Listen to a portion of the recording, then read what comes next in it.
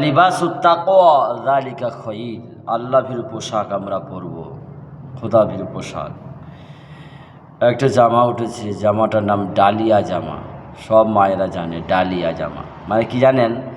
এই বগলের কাছে এই দামনাটাই ফাঁক, আর বগলের নিচে মনে হয় ফাঁক আছে, মানে হাওয়া পাস হবে, বগলের গন্ধটা বের হবে। ছি ছি ছি ছি!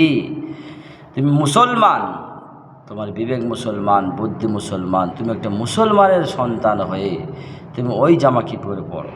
হ্যাঁ, খবরদার, শরীয়ত সম্মত চল।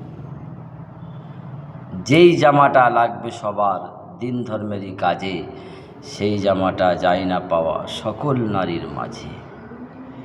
মনে রাখবেন, দুনিয়া কিন্তু বেশি দিনের নয়, আমাকে হিসাব দিতে হবে। সন্তানকে আপনি ওই জামা কেন কিনে দিলেন?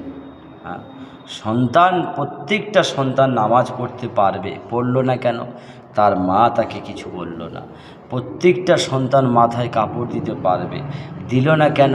তার মা তাকে কিছু বলল না। প্রত্যেকটা সন্তান ইমানদার হয়ে পৃথিবীর জমিনে আসে, আর আসার পরে তার মা তাকে ইহুদি বানিয়ে দেয়, তার মা তাকে খ্রিস্টান বানিয়ে দেয়, তার মা তাকে হিন্দু বানিয়ে দেয়, তার মা তাকে আগুন পূজক বানিয়ে দেয়।